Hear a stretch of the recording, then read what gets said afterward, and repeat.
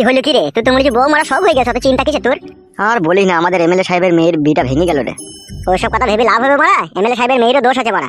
বয়স তো বল এক মুরগি, এমএলএ সাহেবের মেয়ে এখন থেকে গান মারিতে প্রেম করা কি দরকার? বাবা মা বেঁচে আছে দেখে শুনে ঠিক বিয়ে শাদী দিয়ে দেবে, তো প্রেম করা কি দরকার? বালের কথা বলছি নাকি তুই? এখন এই উঠতি বয়সে মেয়েরা ফুর্তি মারে। গিয়ে মারা ফুর্তি মারতে গিয়ে তা বলে প্রেমে পড়তে হবে নাকি? লেলা চুদার মতো কথা বলি না তো মারা। প্রেমে না পড়লে পারে, ঠিক আছে, লাইফটা এনজয় করবে, কি করবে? ও, প্রেমে পড়ে লাইফ এনজয় করতে হবে? তাহলে কি করে করবে? ওর বাবা তো মেলা টাকা খাবে, মদ খাবে, গাঁজা খাবে, চুল্লু খাবে, আপিং খাবে, হিরোইন খাবে, চরুস খাবে, দিয়ে ফুর্তি করবে? বেরু বালচুদা। কেন বে, এটা ফুর্তি মারার জিনিস নয়। বালচুদা, এমএলএ সাহেবের মেয়ে আপিং হিরোইন খাবে? মারা প্রেম করা থেকে তো ভালো। তুই বাল মুকু কথা বুঝিস না, বকছিস কেন বে? তুমি খুব বুঝো হে, ওই জন্যই ফটকির বকে গুঁতো মারছো। বাল মারতে পারছিস? আগে প্রথম দু একবার হয়েছিল কাজ, এখন আর কাজই করতে দিচ্ছে না। ফটকির বউ আমাকে দেখলি রেগে গেছে। তাহলে শাড়ি চুড়ি আরেকবার কিনে পাঠা। আর লিবে না বে শাড়ি চুড়িও। গিয়েছিলাম একবার দিতে। দিয়ে?